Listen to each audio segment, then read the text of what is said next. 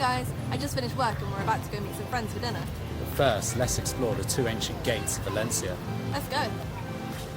There are only 2 gates that remain from the original 12 which allowed entry into Valencia.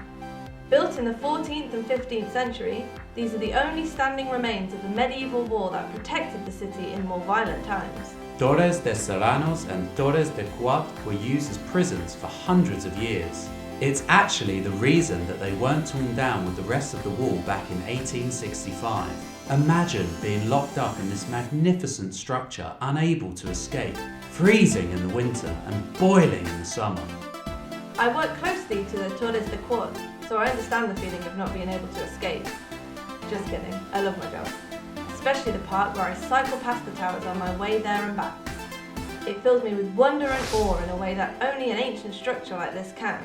It stands out amongst the city's more modern buildings and makes you realise that they really knew how to build things back then. There's no danger of this falling over in strong winds. If you look closely, you can still see the damage left in the Torres de Quart by various cannons and guns.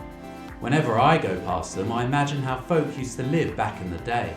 If you ventured outside the city walls to travel, the roads were dangerous, full of bandits and thieves, and it would take weeks to get anywhere. This must have been a real issue for all the medieval travel vloggers. It makes me grateful to be alive today and thankful for everything we're able to do in the 21st century. Seeing the towers every day reminds me of what a beautiful city Valencia is. These are 2 of the best preserved ancient monuments in the city. We often go to the top of the towers, which is free on a Sunday, So perfect for us. and take in the views. You can see for miles, and they're great places to people watch, one of our favourite pastimes. The Torres de Serranos was the main gateway into the city when it was built in the late 14th century. It was also used during the Spanish Civil War in the 1930s to store and protect important works of art from the Prado Museum in Madrid.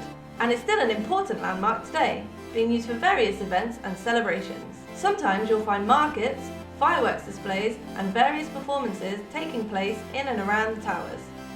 It's also used during Las Fallas, and the opening ceremony, La Crida, takes place here. Crowds gather throughout the day celebrating the start of this awesome festival. If you don't know what Las Fallas is, then watch our 360 VR experience on it, which explores the remarkable Valencian festival with its unique cultural significance. The fireworks at La Crida signal the beginning of the 3-week festival and highlight the importance of the towers in Valencian history. There's just something special about being able to visit ancient structures like this. They connect you to the past and to your ancestors in a way that not many things do.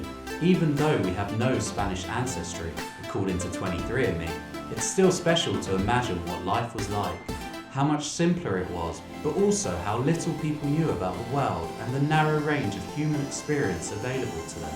Part of me craves for a simpler life, but the genie is out the bottle, and I know I need the craziness of modern times to truly excite me. Thanks for watching. Show us your love by clicking that like and share button. You can access behind the scenes content on Patreon, where you can support us financially and help us make the best 360 VR experiences. We'll have another vlog, that's a VR vlog, next Friday, so see you then. Adios!